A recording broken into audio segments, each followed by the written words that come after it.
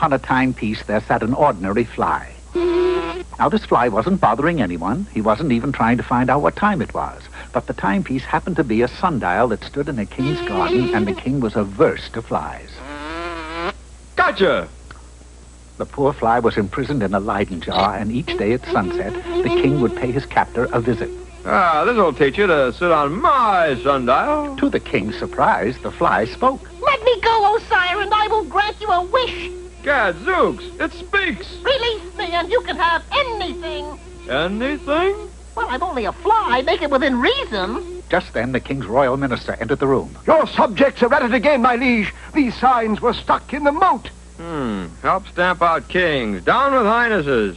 Who is responsible for this? No one knows. Obvious, Lousley. A group of radicals are upset with my tyrannical way of ruling. I'll see if I can get their names, sire.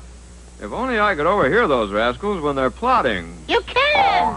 I could if I were a fly. Lo, the fly in the jar waved a wing, and the king was transformed.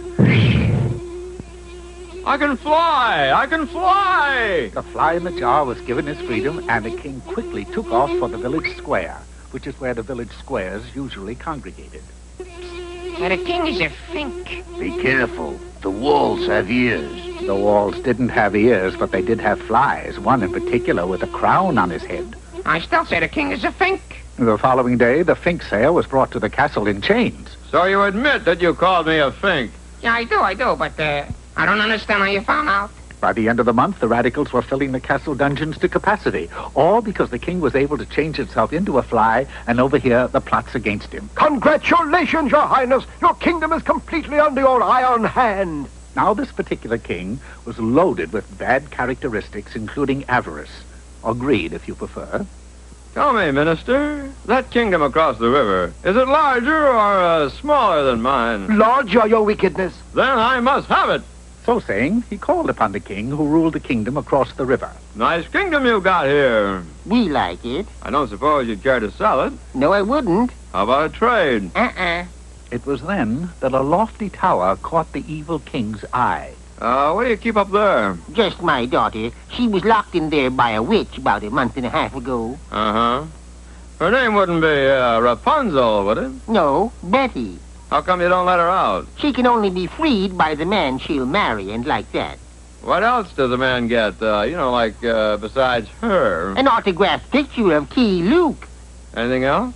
Just my kingdom. That was all the wicked king needed to know. That night, when the moon was high in the sky, which is a good place for it, he set a ladder against the tower and started up. Not only am I ruthless, but I happen to be unavoidably attractive. It's true, he had a fatal fascination as far as princesses locked in towers were concerned. She'll take one look at my handsome features, and we'll be wed tomorrow. He was so enraptured with himself that he neglected to notice the ladder was far too short to reach the tower window. He not only reached the top rung, but took 2 more rung steps above it, which was the wrong thing to do any way you look at it. I have it. I'll pole vault up. Entering a copse of bamboo trees which grew in abundance near the river, he selected a supple sapling and readied himself. This should be apple pie. It was. He took off like a deer and launched himself upward. Up and up he soared directly into the tower window and out of the window on the other side. I can't keep this up forever.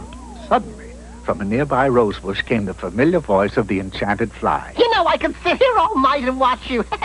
You're funny. Take care. I don't ridicule easily. No offense, but couldn't you get up into the tower a lot easier if you changed into a fly? Great gobs of goo. You're right. An instant later, the king was a fly and quickly zoomed up into the tower. Once inside, he changed back to himself and cried to the princess. Darling! Sweetie! The princess was anything but beautiful.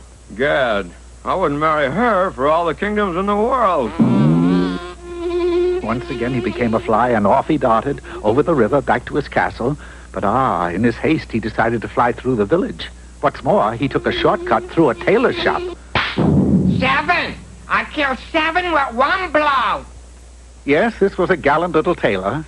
And although it was the end of the king, it was the beginning of another tale. But, oh dear, we don't have any time for that now.